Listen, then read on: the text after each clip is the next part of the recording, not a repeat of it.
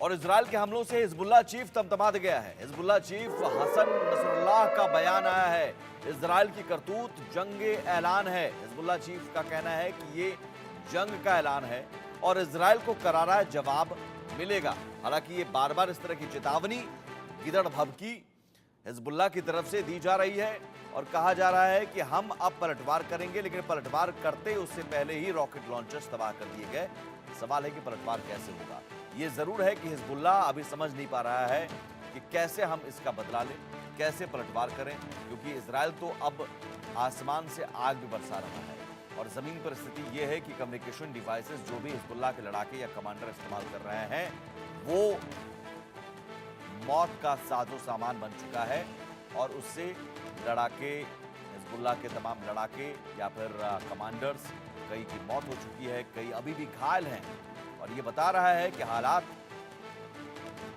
Lebanon के लिए, Hezbollah के लिए बहुत खौफनाक है।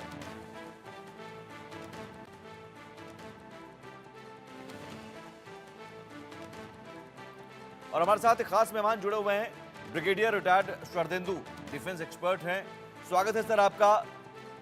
सबसे पहला सवाल कि इजराइल ऐसा लग रहा है कि स्टेप बाय स्टेप और बहुत स्ट्रेटजी उसने बनाई होगी कि हम कब कौन सा अटैक करेंगे। पहले पेजर अटैक, फिर वॉकी टॉकी और फिर तमाम जो उपकरण है उसमें अटैक हुआ।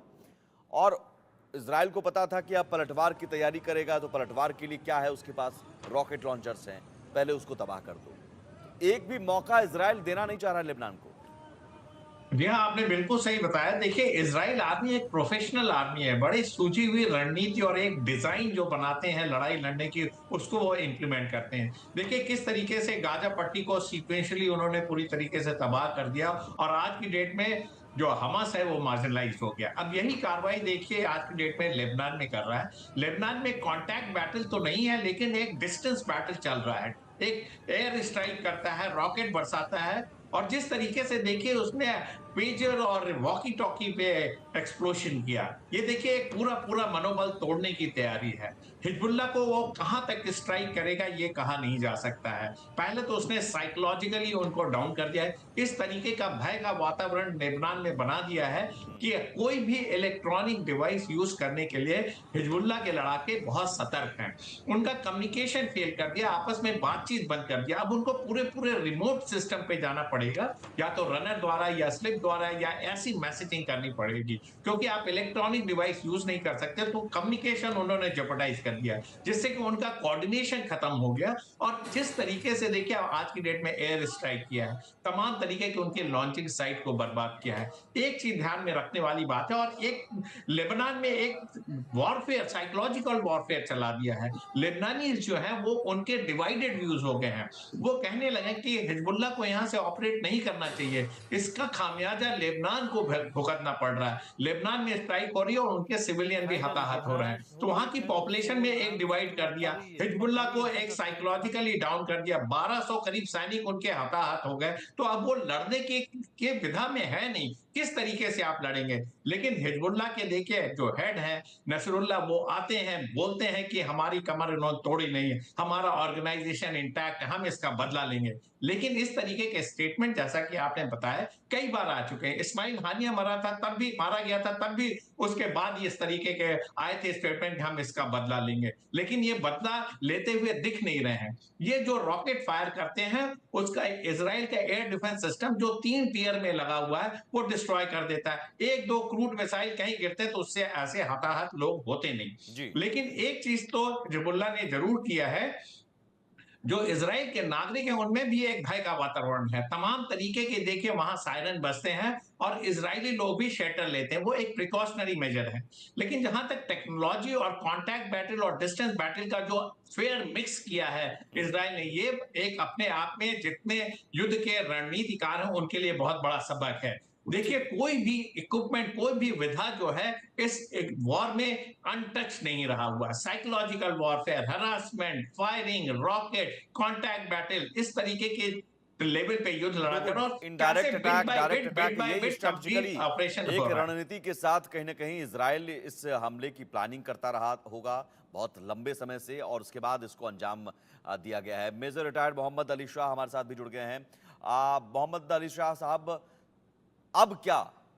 यहाँ तो गिदड़ भभकी है, जो हिजबुल्लाह प्रमुख है, वो बार-बार कह रहा है कि हम छोड़ेंगे नहीं, हम इज़राइल पर हमला करेंगे, हम फिर से एकजुट होकर ताकत जुटाकर हम इज़राइल को सबक सिखाएँगे। लेकिन क्या? कैसे? या फिर हम ये मान लें कि हिजबुल्लाह की जब तक कमर टूटेगी नहीं, जब तक हिजबुल्लाह को नेस्तनाबूद नहीं कर देगा, तब तक इज़राइल रुकेगा नहीं। जी, इसको ऐसे मान सकते हैं हम, क्योंकि इज़राइल जो है अपने हमले रोका नहीं इन्होंने, और हमले चले जा रहे हैं इनके अलग-अलग तरीके से। अभी मोसाद का नाम सामने आ रहा है, हालाँकि कोई सबूत नहीं है इसके के पीछे कौन था, किसने इसकी, ना ही कोई इसका, मुझे लगता है कि इसका नाम, इसका अपनी ओनरशिप लेगा कि हमने करा है। लेकिन सस्पेक्टेड मोसाद का नाम बार-बार सामने आ रहा है इसमें। ये बहुत ही घातक, और ऐसा हम तसव्वुर भी नहीं कर सकते अपने ख्वाब के अंदर कि ऐसा कोई हमला कहीं पे तकनीकी हो सकता है। ये बहुत ही चौंका देने वाली बात है, और ये बहुत ही डेंजरस प्रेसिडेंस है। और जी हाँ, जब तक इज़राइल ने ये ठान लिया था कि हमास का हम खात्मा करेंगे। हमास जहाँ पे 40,000 से ज़्यादा लड़ाके थे, वो एक आइडियोलॉजी थी। और उन्होंने गाज़ा पट्टी में बेरहम तरीके से मासूमों को, ख़वातीन को, बच्चों को, बुज़ुर्गों को सफाया किया, उनका वहाँ पे उनको बर्बाद किया। आप हमास को मारिए, कोई तकलीफ नहीं है, कोई ऑब्जेक्ट नहीं करेगा। लेकिन कहीं पे भी, कोई भी हो, चाहे यहूदी हो, चाहे अरब हो, चाहे कोई भी हो, अगर आप मासूमों की जान लेंगे, तो उसमें लोग ऑब्जेक्ट करेंगे। यहाँ पे लेबनान में जैसे जिस तरीके से अटैक हुए हैं, तो आपका कहना सही होगा, इज़राइल जब तक खात्मा नहीं कर देता हिजबुल्लाह का, तो शायद हो सकता है कि तब तक वो चैन ना ले। लेकिन क्या हिजबुल्लाह का खात्मा करना इतना आसान है? बहुत मुश्किल है। हिजबुल्लाह भी, और इज़राइल हुईती से नहीं डरेगा, हमास से नहीं डरेगा। हाँ, अ, हो सकता है हिजबुल्लाह से थोड़ा बहुत, क्योंकि हिजबुल्लाह ने अगर हिस्ट्री देखें तो पहले भी इज़राइल पे थोड़ा बहुत इन पे दबाव डाला है। जी। हिजबुल्लाह ने भी अटैक किया फिर इज़राइल पे, इज़राइल ने फिर हवाई हमले किए। 70 हवाई हमले बहुत बड़ी बात होती है, यानी कि तबातोड़ हमले हर दिशा में। क्या हो रहा है मालूम नहीं। अरे आप वॉकी टॉकी में आपने कर दिया। एक्सपर्ट्स जो हैं, टेक्निकल एक्सपर्ट्स थोड़ा डिवाइडेड हैं। वो कह रहे हैं कि भाई क्या ये इस तरह का हमला लीगल था कि इलीगल था, एज पर जेनेवा कन्वेंशन, यानी कि। तो देखिए जिस तरीके से हम जा रहे हैं, यहाँ हम मतलब यहाँ पे इज़राइल और गाज़ा पट्टी का युद्ध, हमास का युद्ध, हिजबुल्लाह का युद्ध, ईरान इसमें शामिल है। सऊदी अरेबिया और सीरिया ने तो बोल रखा है कि उनका एयर स्पेस कोई ईरान इस्तेमाल ना करे इज़राइल पे हमले में। तो जिस तरीके से वहाँ पे हालात बिगड़ रहे हैं, ये इसको मैं लंबा खेल होते हुए देख रहा हूँ। इसको मैं ये नहीं देख रहा कि अभी हाल ही नहीं, नहीं, में और ये अगर अगर अगर इज़राइल ने